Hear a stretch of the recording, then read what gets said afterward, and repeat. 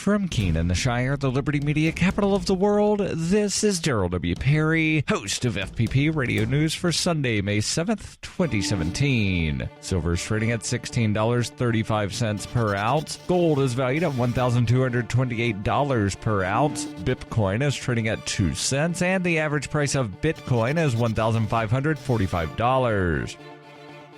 Antiwar.com reports from U.S. officials familiar with the situation say that the Trump administration is working to push through billions of dollars in arms sales to Saudi Arabia in the next week or two, with an eye towards having the pacts finalized before Trump's visit to Riyadh later this month. Massive civilian death tolls in the Saudi war in Yemen have led some in Congress, as well as a number of human rights groups, to push the U.S. and Saudi Arabia's other arms dealers to cut back on certain sales related to the war for fear they involve the commission of war crimes. Former President Obama had willingly limited the sales a little bit at the very end of his administration, though President Trump has since moved to reverse that, insisting that it would repair the relationship damaged by the extremely limited moves by his predecessor to limit Saudi slaughter in Yemen. With the Saudis looking to spend even more on war and the Pentagon looking to join in on the Yemen attack, the Trump administration appears all too eager to look the other way of the matter of a few thousand civilians killed here or there, particularly if it means he can brag up billions in new sales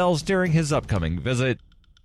For nearly 40 years, Roberts & Roberts Brokerage has been a trusted source for buying and selling precious metals like gold and silver. They also take Bitcoin for precious metal purchases and have permanently removed the minimum purchase amount for all orders paid in the digital currency. Call Roberts & Roberts today for knowledgeable advice on buying and selling precious metals and a forward-thinking approach to new technologies. 800-874-9760 or visit online at rrbi.co.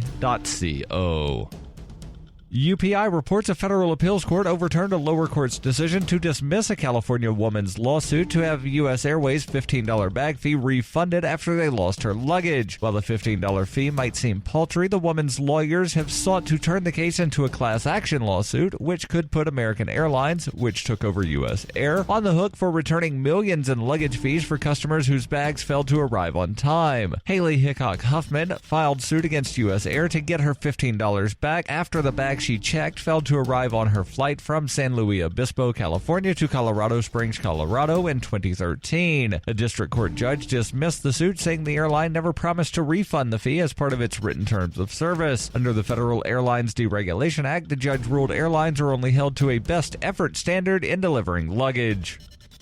Bitcoin Not Bombs is a launching pad for nonprofits and social entrepreneurs into the financial freedom of the Bitcoin economy. Bitcoin Not Bombs offers premium publicity campaigns designed to facilitate an organization's adoption of Bitcoin as a payment system and to fully capitalize on that decision in their fundraising efforts. Bitcoin Not Bombs is fully committed to being the hub of the nonprofit sector of the Bitcoin economy, maximizing the potential cross-promotion of all our clients and commercial partners. To learn more, visit bitcoinnotbombs.com.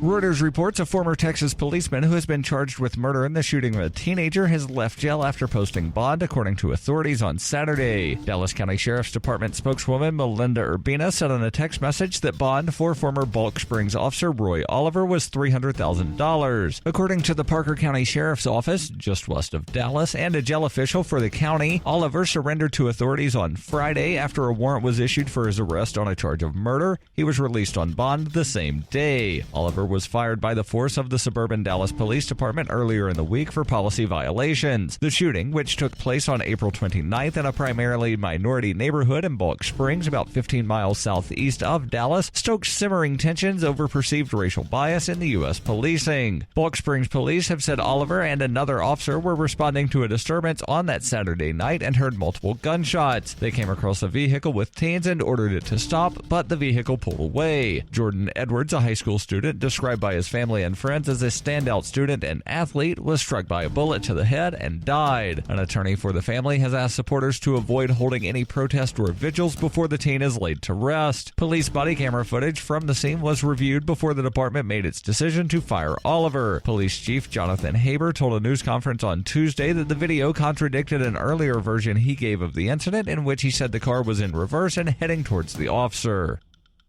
This has been FPP Radio News, online at fppradio.com.